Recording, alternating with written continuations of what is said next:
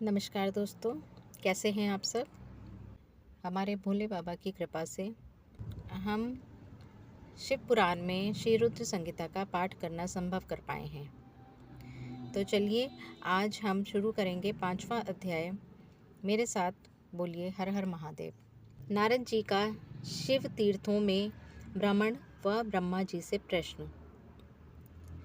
यह श्री रुद्र संहिता अभी तक नारद जी पे आधारित है कि नारद जी ने तपस्या करी, कैसे वो एक स्त्री के मोह में भी फंसे और किस तरह विष्णु भगवान ने उनको बाहर निकाला, पर जिसके कारण उनको शापित भी होना पड़ा और उस शाप के तहत उन्हें भगवान राम का अवतार लेके पृथ्वी पे आना पड़ा। तो अब देखते हैं 5वें अध्याय में क्या है। सूत जी बोले, महर्षियों, भगवान श्री हरि के अंतर्धान हो जाने पर मुनि श्रेष्ठ नारद शिवलिंगों का भक्ति पूर्वक दर्शन करने के लिए निकल गए। इस प्रकार भक्ति मुक्ति देने वाले अनेक शिवलिंगों के उन्होंने दर्शन किए। जब उन रुद्रगणों ने नारद जी को वहां देखा तो वे दोनों गण अपने शाप की मुक्ति के लिए उनके चरणों पर गिर पड़े और उनसे प्रार्थना करने लगे कि वे उनका उद्धार करें। नारद मुनि, हम आपके अपराधी हैं। राजकुमारी श्रीमती के स्वयंवर में आपका मन माया से मोहित था। उस समय भगवान शिव की प्रेरणा से आपने हमें शाप दे दिया था। अब आप हमारी जीवन रक्षा का उपाय कीजिए। हमने अपने कर्मों का फल भोग लिया है। कृपा कर हम पर प्रसन्न होकर हमें शाप मुक्त कीजिए। नारद जी ने कहा, हे रुद्रगणों, आप महादेव के गण हैं एवं सभी के लिए आदरणीय हैं। उस समय भगवान शिव की इच्छा से मेरी बुद्धि भ्रष्ट हो गई थी, इसलिए मोहवश मैंने आपको शाप दे दिया था। आप लोग मेरे इस अपराध को क्षमा कर दें, परंतु मेरा वचन झूठा नहीं हो सकता, इसलिए मैं आपको शाप से मुक्ति का उपाय बताता हूँ। मुनिवर विश्रवा के वीर्य द्वारा तुम एक राक्षसी के गर्भ में जन्म लोगे। समस्त दिशाओं में रावण और कुंभकर्ण के नाम से प्रसिद्ध पाओगे।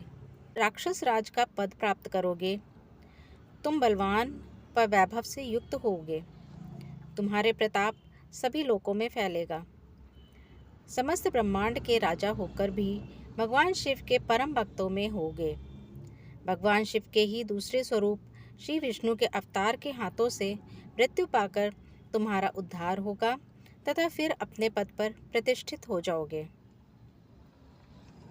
सूत जी कहने लगे, इस प्रकार नारद जी का कथन सुनकर वे दोनों रुद्रगण प्रसन्न होते हुए वहां से चले गए और नारद जी भी आनंद से सराबोर हो मन ही मन शिव जी का ध्यान करते हुए शिव तीर्थों का दर्शन करने लगे।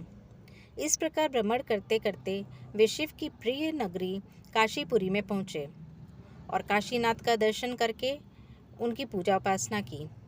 श्री नारद जी शिव जी की भक्ति में डूबे उनका स्मरण करते हुए ब्रह्मलोक को चले गए। वहां पहुंचकर उन्होंने ब्रह्मा जी को आदरपूर्वक नमस्कार किया और उनकी स्तुति करने लगे। उस समय उनका हृदय शुद्ध हो चुका था और उनके हृदय में शिव जी के प्रति भक्ति भावना ही थी और कुछ नहीं। नारद जी बोले, हे पितामह, आप तो परम ब्रह्म परमात्मा के स्वरूप को अच्छी तरह से जानते हो। आपकी कृपा से मैंने भगवान विष्णु का महात्म्य का ज्ञान प्राप्त किया है एवं भक्ति मार्ग, ज्ञान मार्ग, तपो मार्ग, दान मार्ग तथा तीर्थ मार्ग के बारे में जाना है, परंतु मैं शिव तत्व के ज्ञान को अभी तक नहीं जान पाया हूँ। मैं उनकी पूजा विधि को भी नहीं जानता हूँ, अतः अब मैं उनके बारे में सभी कुछ जानना चाहता हूँ। मैं भगवान शिव के विभिन्न चरित्रों, उनके स्वरूप तथा वेद सृष्टि के आरंभ में, मध्य में किस रूप में थे, उनकी लीलाएं कैसी होती हैं और प्रलय काल में भगवान शिव कहाँ निवास करते हैं, उनका विवाह तथा उनके पुत्र कार्तिकेय के जन्म आदि की कथाएं मैं आपके श्रीमुख से सुनना चाहता हूँ। भगवान शिव कैसे प्रसन्न होते हैं और प्रसन्न होने पर क्या क्या प्रदान करते हैं, इस संपूर्ण वृतांत को मुझे बताने की कृपा करें।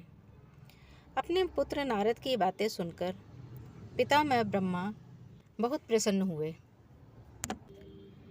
तो हम यहीं पे अपने पाठ को विराम देंगे और संक्षेप में आपको 5वें अध्याय का सुनाते हैं।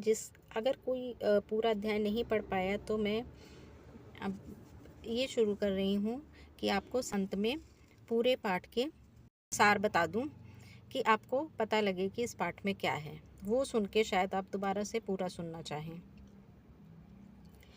तो 5वें अध्याय में हमने ये पढ़ा कि जब नारद जी को अपनी गलती का एहसास हुआ, उन्होंने विष्णु भगवान से पूछा कि उनको अपने पश्चाताप के लिए क्या करना चाहिए। तो उन्होंने विष्णु जी की आज्ञा से फिर वो शिव के सभी तीर्थों के दर्शन करने गए। वहाँ पे उन्हें वो रुद्रगण मिले जिनको उन्होंने श्राप दे दिया था, और क्योंकि इनका श्राप मिथ्या नहीं जा सकता, तो उन्होंने उन रुद्रगणों को बताया कि आप 2 राक्षसों के रूप में पैदा होगे, जो कि रावण और कुंभकर्ण नाम से विख्यात होंगे। वहाँ पर भी आप शिव जी के ही भक्त कहलाओगे। उसके बाद विष्णु भगवान के अवतार के रूप में राम जी आएंगे वहाँ पे, और वो आपका दोनों का संहार करेंगे। जब आपका दोनों का संहार हो जाएगा तो आप वापस अपने लोक आ जाओगे और शिव जी के रुद्रगण के नाम से फिर से यहीं व्यवस्थित हो जाओगे। ऐसा करके फिर वो ब्रह्मा जी के पास गए। वहाँ ब्रह्मा जी से उन्होंने कहा कि अब उन्हें विष्णु तत्व का ज्ञान हो गया है, अब उन्हें शिव तत्व का ज्ञान करना है। शिव की महिमा का, शिव के विवाह का, शिव की सारी बातों का ज्ञान चाहिए। तो ब्रह्मा जी उससे बहुत प्रसन्न हो गए और वे उनको ज्ञान देने लगे, शिव जी की कहानी सुनाने लगे। सिंपल लैंग्वेज में हम ये बोल सकते हैं कि शिव जी की कहानी, कैसे शिव जी उत्पन्न हुए, उनके साथ माता उत्पन्न हुई, और कैसे उन्होंने विष्णु जी ब्रह्मा जी को आगे उत्पन्न किया, जिससे कि पूरे संसार की रचना हो सके और पूरे संसार का पालन हो सके। तो वो हम पढ़ेंगे 6ठे अध्याय में।